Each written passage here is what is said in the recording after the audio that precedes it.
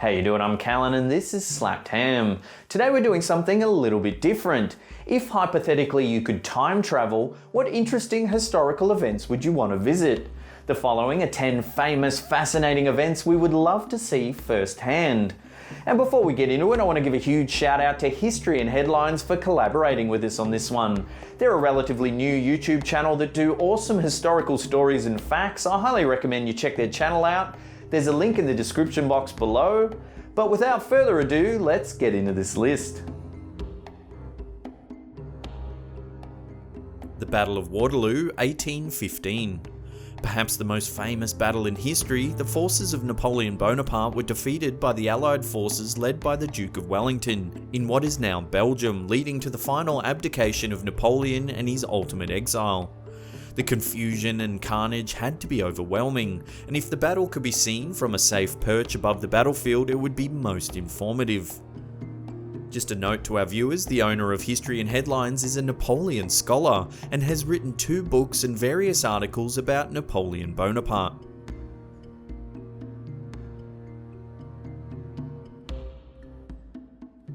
Custer's Last Stand, 1876, the Battle of Little Bighorn. Not exactly an inspiring event unless you happen to be one of the thousands of Native Americans being forced off your land and onto a reservation, possibly also being the target of a homicidal glory seeker. Still, what is probably the most famous whites versus Indian battle in American history is one of the most studied and culturally significant battles. We would take no joy in the slaughter that took place or the mutilation of bodies that ensued, or in the suicides of US cavalry troopers who refused to be taken prisoner alive.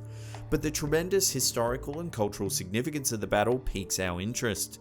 It would be amazing to see if the decision to leave the Gatling guns behind really made a difference, or if Custer and his men were doomed anyway. Were the single-shot rifles of the cavalry a liability compared to the more rapid fire of Indian arrows and lever-action rifles? Or was the massacre simply because of superior numbers of Native American warriors? Did the army make tactical blunders in the face of superior Indian tactics?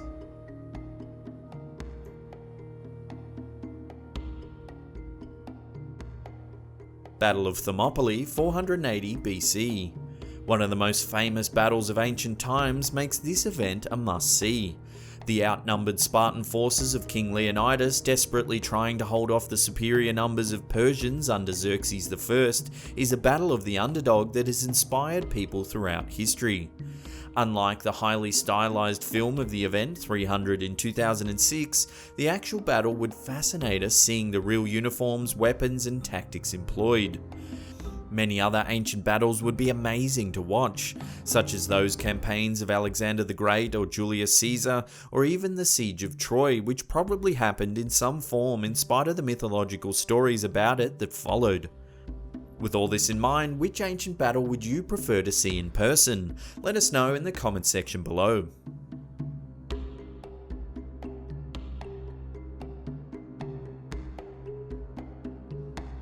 Gunfight at the OK Corral, 1881. A 30-second shootout in Tombstone, Arizona in which only 3 men died might not sound like much, but it's certainly one of the most famous shootouts of the Old West, and an event we would love to see. As with most fights, the surviving participants gave different accounts of what actually happened, but as Wyatt Earp, Doc Holliday and Earp's brothers won the fight and they were acquitted in court, their version is the tale we have today. Actually seeing the event would be amazing for any aficionado of the Wild West. For example, Wyatt Earp was not injured at all in the famous shootout and lived until January of 1929. And fascinatingly enough, Earp worked as a consultant on Hollywood movies in his later years.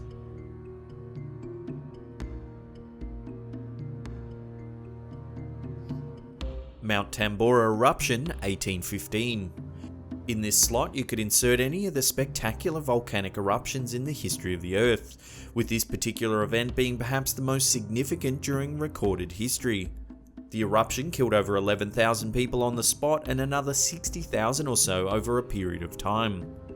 Ejecting a massive 23 cubic kilometers of ash into the atmosphere caused 1816 to be known as the year without a summer, as the ash aloft blocked the sun and kept the earth cool, ruining many crops. Other massive eruptions, such as Krakatoa in 1883, would likewise be impressive to see in person, but the real show would be the events of millions of years ago that absolutely dwarf these eruptions. The Guadaparava eruption, for example, of 132 million years ago, ejected 8,600 cubic kilometers of ash and rock. Presuming such an event could be safely observed, the show would be amazing.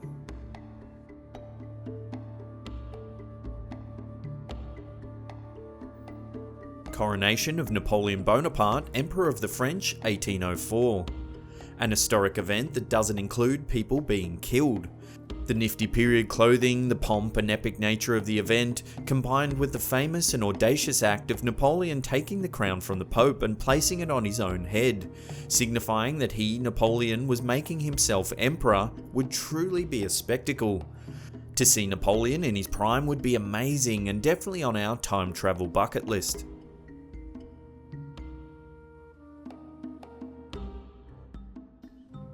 The Tunguska event, 1908.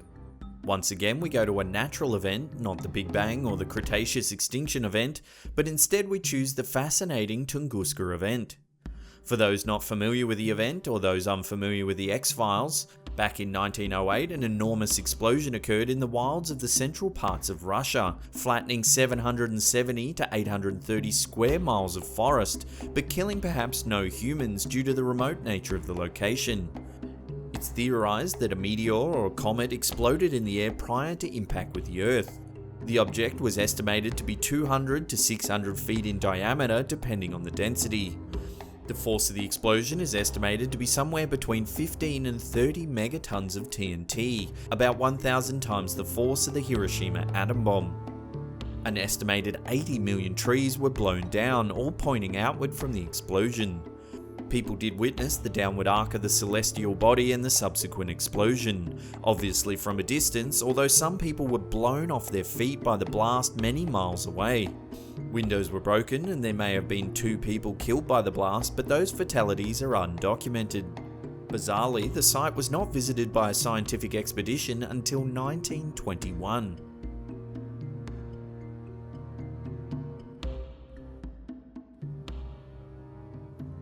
Jesus' ministry and last days around 2,000 years ago.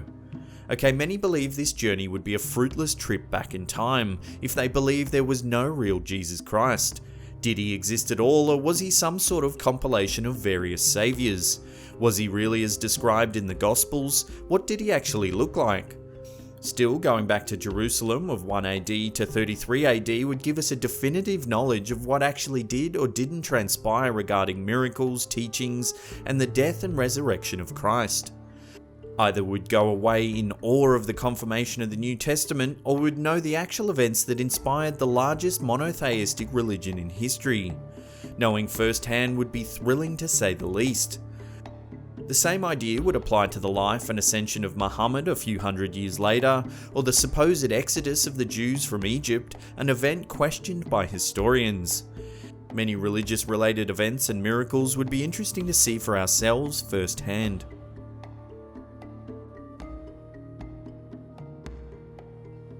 Yes, we know these long-gone critters are not an event per se, but we'd love to see the real deal in the flesh.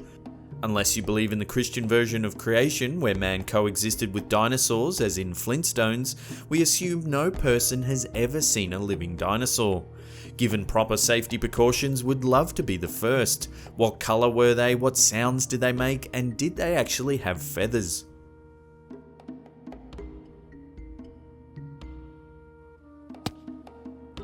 Before we get to that number 1 spot, remember to check out History and Headlines. They helped collaborate with us on this one. If you like what you see, show them some love, hit that subscribe button. There's a link to their channel in the description box below.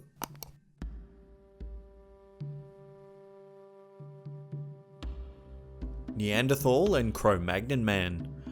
Right along the same lines as the dinosaurs, we're super interested and curious about what these ancestors of ours really looked like. Preferably a time period when both existed at the same time so we could see both varieties of caveman. Did they wear clothes, body art, ornaments or jewelry? Did they seem to have an actual language? How did they hunt, interact and travel? Did they make shelters or live in caves?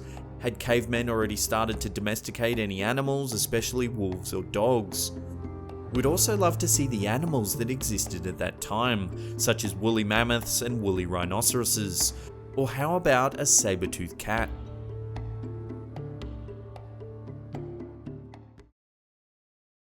Well, that's the end of the episode. Thank you so much for watching. Remember to head on over and check out History and Headlines, show them some love, subscribe if you like what you see. And that's it for me. I'll see you all next time.